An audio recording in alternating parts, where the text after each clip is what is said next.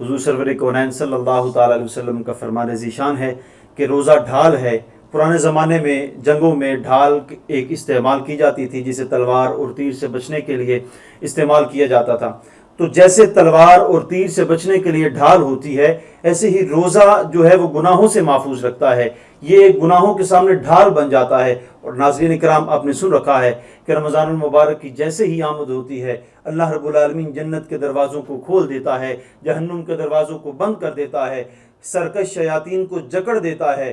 تو رمضان المبارک کے روزوں میں ایک طرف روزہ ڈھال بن کے کھڑا ہوتا ہے، دوسری جانب اللہ رب العالمین نے یہ اہتمام فرمایا، شیطان کو جکڑ دیا ہے۔ اب فقط ہمیں اپنے نفس پہ کنٹرول کرنا ہے، اپنی ذات پہ کنٹرول کرنا ہے۔ جب ہم اپنے نفس کو قابو میں کر لیں گے تو پھر اللہ رب العالمین کا قرب اور قرب کی لذت نصیب ہوگی۔ اور ماہ رمضان المبارک کا روزہ اسی لیے فرض کیا گیا ہے لعلکم تتقون، تاکہ تمہیں تقوی نصیب ہو سکے۔ جب اللہ کا خوف دل میں پیدا ہو جاتا ہے، جیسے حضرت فرما رہے تھے کہ یہ ایک خوف ہے، اور ایک خوف انسان کو اپنے کسی دوسری چیز سے دور رکھتا ہے، تو گناہ سے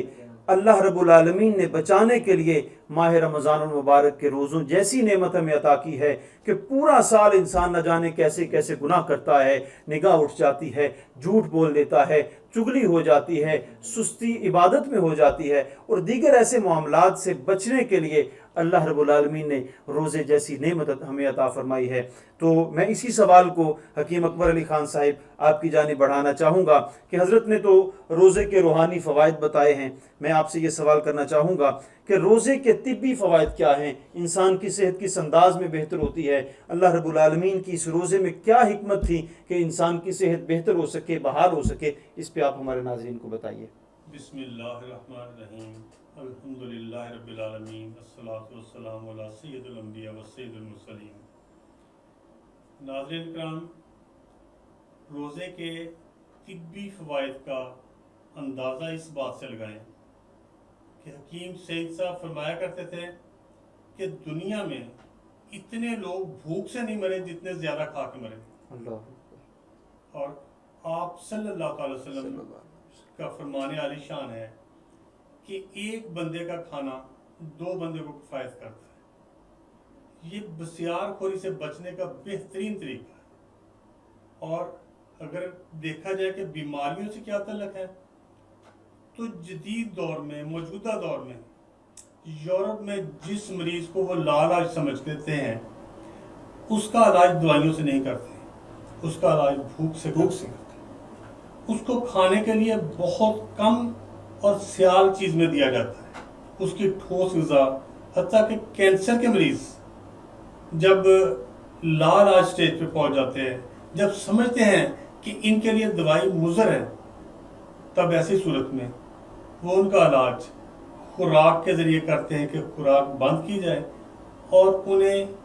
طبی نقطہ نظر سے کم مقدار میں خوراک دی جائے، جو کہ روزے کا بہترین نمونہ ہے۔ اسی طرح ہمارے بہت سے حکماء کرام نے ہمیں جو تاکید فرمائی ہے کھانے پینے میں، اس کا سب سے اہم مرکز یہ ہے کہ زیادہ کھانے سے بچا جائے، اور روزہ اس کا بہترین طریقہ ہے۔ حقیقت یہ ہے کہ ہمارا معدہ سارا سال کام کرتا ہے، رات کو بھی نہیں آرام کرتا۔ ظاہر ہے کوئی بھی انسان ہے، کوئی بھی ذی شعور ہے، جب تک ہم اسے آرام نہیں دیں گے وہ صحت مند نہیں رہ پائے گا۔ حتیٰ کہ ہمارا قلب ہر وقت اللہ کریم کے حکم سے چلتا ہے، اسے بھی آرام کی ضرورت ہے، معدے کو آرام کی ضرورت ہے، جگر کو آرام کی ضرورت ہے۔ تو ان ساری چیزوں کا بہترین طریقہ یہ ہے کہ رمضان المبارک میں کم کھایا جائے، کم پیا جائے، کیونکہ اکثر اوقات دیکھا جاتا ہے کہ پیشنٹ آنے شروع ہو جاتے ہیں دوسرے رمضان میں، تیسرے رمضان شریف میں کہ جی روزہ رکھا تو یہ ہو گیا۔ میں انہیں بتاتا ہوں کہ روزہ رکھنے سے نہیں ہوا، اگر روزہ رکھا ہوتا تو بیماری پہلے سے بھی ہوتی تو ختم ہو جاتی۔ بے شک یہ بسیار خوری ہے، اور ایسی نیت کر لینا کہ روزے کی کمزوری کو دور کرنے کے لیے 2 کی بجائے 4 روٹیاں کروں، یہ قطعاً غلط نظریہ ہے۔ کم کھایا جائے، رمضان شریف میں بھی کم کھایا جائے،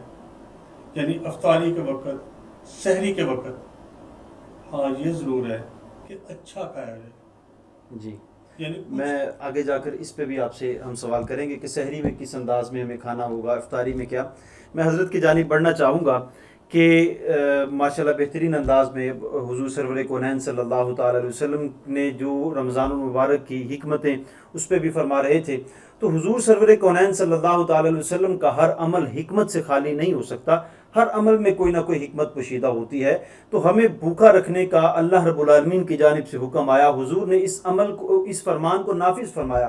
تو حضور کا کوئی بھی عمل، ہم آج بھی میڈیکل سائنس اٹھا کر دیکھیں، حضور سرور کونین صلی اللہ تعالی علیہ وسلم کے فرامین عالیہ کے مرہون منت ہے. اور اگر طب کو اٹھا کر دیکھیں، کئی سو سال سے، کئی سالوں سے وہ اس بات کی ریسرچ کر رہے ہیں کہ حضور سرور کونین صلی اللہ تعالی علیہ وسلم کے جتنے بھی فرامین عالیہ ہیں وہ آج کی طب یا میڈیکل سائنس یا جو بھی آج کے